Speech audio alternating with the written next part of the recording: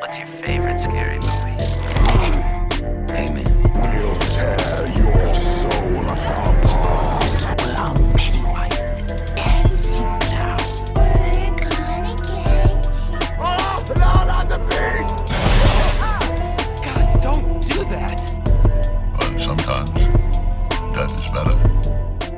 Hey everybody, what's up? KillJoy Jake here, and instead of having friends, I have horror movies. Today we are talking about the new Texas Chainsaw Massacre movie that comes out on February 18th, later this year, so not too much later, we're getting it real soon. We have a big update on it. Before I get into that though, I'm gonna need y'all to like this video and subscribe for more horror updates coming in the future. That would be pretty dang sick if y'all could do that for me. Pretty rad brad. Now, getting into this, obviously, the release date's February 18th of this year, going straight to Netflix, so if you want to check that out, that'll be on Netflix.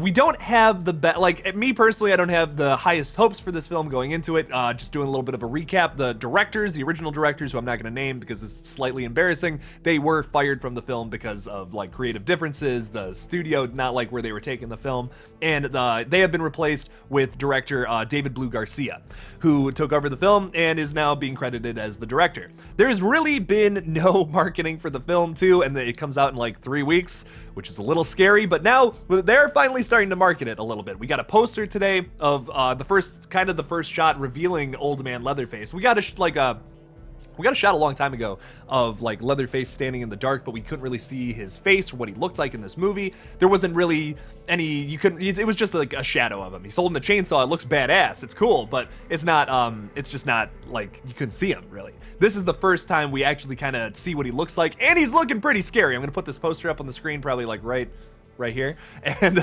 he looks really scary here, man. I mean, he definitely has like the old man look a little more, which I guess that's kind of what this film is going for. It's basically going to be like the Halloween 2018 to this franchise. If Texas Chainsaw 3D was like the Halloween H2O, this is going to be like the Halloween 2018, basically. They're kind of just doing the same thing. Sally Hardesty is back as an old woman to fight Leatherface again. Like I said, don't have the highest hopes for this film. I'm a little concerned that maybe it's not going to be great, but with all movies that are coming out that I'm slightly excited for, coming out in a franchise that I do love and hold dear to me, like the first two movies in this franchise are amazing, some of the best horror films out there, but I want to stay optimistic, because with any continuation, I stay optimistic until I see it. That's just my philosophy when it comes to horror movie sequels that are a part of a franchise that I hold near and dear to my heart. The biggest news for this new film, though, is that John Larroquette, who I might be pronouncing his name very incorrectly, he's coming back to do the opening narration for this upcoming film. Now, if you're unfamiliar with this guy, like how I was 20 minutes ago, he did the opening narration for the film, the original film back in '74, and also for the 2003 remake. So he's back once again in 2022 to do a Texas Chainsaw Massacre film, and he's going to be doing the opening narration again for this new film. I think that's really exciting. That's going to make it feel a lot more like the original film. That's a big thing I've been saying about this franchise for a long time. We haven't had a movie that's very similar to the original ever in this franchise. I mean, like, I love the second movie. It changes up the tone and the formula. It makes it much more of a horror comedy, even though it's still very scary. That opening scene is like messed up, man. I love it. But it is definitely more silly than the original film. And I like that movie. It's great. Texas Chainsaw Massacre 2 is fucking awesome. I love that film. But I do want another movie that feels the same way as the original. The original movie feels like a snuff film that you found in like your grandma's attic that you definitely should not be watching. It's messed up. Why grandma has that up there, I don't know. That's kind of scary. You're gonna have to have a talk and sit down with grandma about why she has a video of some gigantic man chopping up some teenagers with a chainsaw. But my point is I want to go back to that. I want to go back to that feeling of the original film where it's grimy, it looks so 70s. I feel like Ty West maybe should do it, and actually we have a film coming out later this year called X, directed by Ty West, who, if you're unfamiliar with that director, he just loves the look of the 70s. One of his first movies is called House of the Devil. It looks like it's a lost 70s horror film, basically. It's one of the best modern films I've seen copy that style. And although I don't love everything about that movie, I think stylistically, it is one of the most 70s looking modern horror films. And I highly recommend his movies. Even, I don't love all of them, but I'm really getting into that director, and I'm very excited for X. And honestly, I think it's going to be better than this new Texas Chainsaw. But I am staying optimistic with the film. The director even had a quote talking specifically about John Larroquette, and he specifically says, talking to Variety, he says, "It felt important to honor the original TCM in every opportunity. John's voice is iconic in the original opening, and we thought it would help set the perfect tone in our own intro. It's also a subtle way of letting the fans know they're in good hands." That's good to hear. Listen, although I have my doubts about this film, that's reassuring. And maybe he's just like he's just blowing smoke up my butt, but I hope not. I really hope not. I've heard nothing but really positive things about David Blue Garcia, about the cast of this film, who's very excited for a new Texas Chainsaw. I guess a lot of them are very passionate about this franchise and they want to give us a good movie. So, like I said, I'm staying optimistic until I see this thing.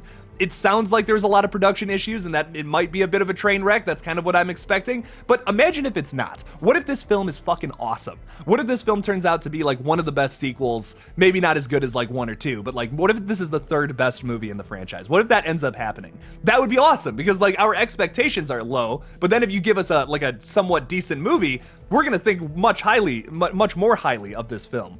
To continue with that quote though, he teases, "I can't wait for fans to analyze and find all the callbacks, some of which aren't even intentional. I swear some stuff just happened and it's kind of freaky. I will say that we shot with one of the original working Poland chainsaws," I think I'm pronouncing that company incorrectly, but Poulan, "from the original film. On set every morning, I would walk by the prop cart, touch it, and get its blessing for the day." That's hilarious, man. That's awesome. I mean, like, look, the passion is there. That's not something a regular director, if he just hopped onto the set of this thing, would do. That's like oh my God, I feel blessed to be here. This is such a big deal for me. If I was on the set of a Texas Chainsaw Massacre film, I would be giving it my all because I just love this franchise so much. It's scary. It's one of the best slasher franchises of all time. Once again, I would argue that original film is not quite a slasher, and that's what I think gets lost in this franchise. They kind of start to follow the slasher formula, like even the second one. I love the second movie for what it is, but it's not like the original. And I would like to see a new movie copy that same like art house style that the original film has, where it's not quite a slasher, but you could make the argument, of course.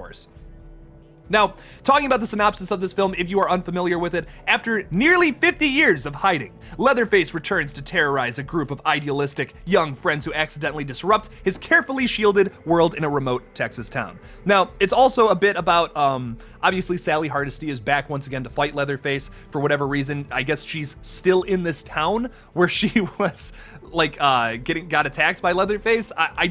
That's what I've read in the past. I just don't understand that. You think like Sally Hardesty would move to the farthest regions of the earth, being anywhere else but Texas. But I guess she's still around. So she's still alive and she's hell-bent on seeking revenge. So I guess that makes sense as to why she waited 50 years to do so. I'm not sure. I'm sure the movie will explain that though. Another aspect to this film that I find interesting is that there's also going to be a bunch of teen characters who are starting a business in this Texas town, and of course they accidentally come across Leatherface. What that business is, I'm still not 100% sure. The only thing that the synopsis says is that they have moved to Harlow, Texas to start an idealistic new business venture. So I'm from that, what I'm taking away from it is that there's going to be some themes of like city versus country, kind of like maybe social commentary in this film, which, yeah, this is a good series to do that. I don't know if it's going to fit in this film right or not, because something that I have a problem with social commentary in films is you gotta do it right or it ends up falling flat and could potentially ruin your movie. There are plenty of examples of that, unfortunately, and I love when movies have great messages, but if you don't do it in a way that's really strong or like just subtle enough to not make your whole movie about that, because at the end of the day, this is a horror film. That's what people are coming to this movie for. But social commentary, I always feel like should be something that's like underneath, and that is the most powerful way to tell that story. If you just come out here on camera and say, hey, you should think this way about this issue, no one's gonna care. That's just how psychology works, and just screaming that in someone's face is not gonna actually change the way people think. Making it a subtle like character decisions, showing characters doing something the wrong way and it ends up like messing with them in the end, that is the most powerful way to send a message of social commentary, in my opinion. I'm sure people disagree. That's just an opinion I have about movies, but I would like, if they do end up going that route with the social commentary aspect, I just hope it's underlying more than just in your face. One last thing I want to talk about with the new TCM before I end this very long video is that they got this guy named Mark Burnham to play Leatherface in this new film. I've never heard of him before. He's from this movie called Low Life. I'm sure he's gonna do great, but why is Kane Hodder not playing Leatherface? Like, where is Kane Hodder in all these new horror movies that are coming out? Like, we're not going to get him playing Jason because of the whole Friday the 13th lawsuits. That's going to probably be another year before we figure out something with that. But like, Gunnar Hansen, rest in peace. He was obviously the best Leatherface. There's no topping him, and he was just amazing in that original film. He unfortunately passed away back in 2015, but like, Kane Hodder plays Leatherface in Texas Chainsaw 3, and I don't love that movie, but he gives a good performance, and I like, why is he not back, man? I mean, like, he's an older guy now. He could play old man Leatherface. I wouldn't be against that. I'm not trying to discount this new guy, because I have not seen his performance yet. I honestly am pretty unfamiliar with the actor, and I hope he does a great job. I'm sure he's gonna do great, but why, like, get a legacy character to come back and play your main antagonist? That's my one argument. I would love to see Kane Hodder reprise either Jason or Leatherface in a new movie. He's such an underrated actor, and I would just love to see him back in some kind of role as a horror movie character, because fuck, he's a good monster. That's where I want to end this video today, though. What do you guys think about the new Netflix Texas Chainsaw Massacre? Just putting Netflix in front of that, I'm sure, scares people. But what do you guys think? Do you have maybe higher hopes than I do? If you do, that's awesome. I hope this movie's good. Like I said, I'm rooting for this film. Although I don't have the best expectations, I'm rooting for it, and I hope it's fucking awesome and it blows all of us away. I really hope that's the case. What do you guys think, though? Leave me a comment about it in the comments below. Thank you guys so much for watching my new Texas Chainsaw Massacre update. Don't forget to like this video and support me on Patreon if possible. I wanted to thank Austin Molina for supporting me today. I greatly appreciate that. I would not be able to run this channel without your guys' support over on Patreon, and it means a lot. It helps me continue to do horror movie updates and, well, pay the bills. That's just me being transparent about it. Thank you guys so much again for watching, and as always, don't forget to kill it out there, y'all.